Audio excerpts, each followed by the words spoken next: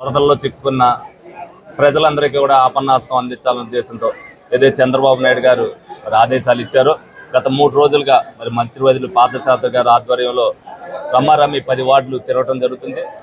అన్ని డివిజన్లో కూడా నిన్నటి వరకు భోజన వసతులు అన్ని కూడా అందరూ కూడా కల్పించడం జరిగింది. నిన్న ఏలూరు నియోజకవర్గం నుంచి రమారమి 35,000 కుటుంబాలకి మరి భోజనం అంతా కూడా పంపించడం జరిగింది. మరి అలాగే ఈ రోజున మరి నిన్న వచ్చి ఇక్కడ చూసినప్పుడు వాళ్ళందరూ కూడా మా ఎన్ని కట్టుబట్టలతో వచ్చేసాం, ఏమీ కూడా తెచ్చుకోలేదని అన్నారు.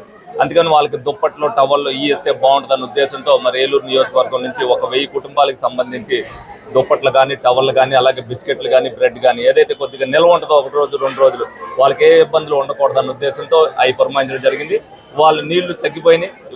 ఇవాళ నుంచి ఎవరికి ఇబ్బంది ఉండదు. ఎవరికైనా ఉంటే నిత్యావసర వస్తువులు ఇమ్మని చెప్తున్నారు. ఎవరైనా డోనర్స్ ఉంటే తప్పనిసరిగా ప్రతి ఒక్కరు కూడా ఈ విపత్కర పరిస్థితుల్లో ప్రతి ఒక్కరు కూడా ఎంతో కొంత ఆదుకోవాలి.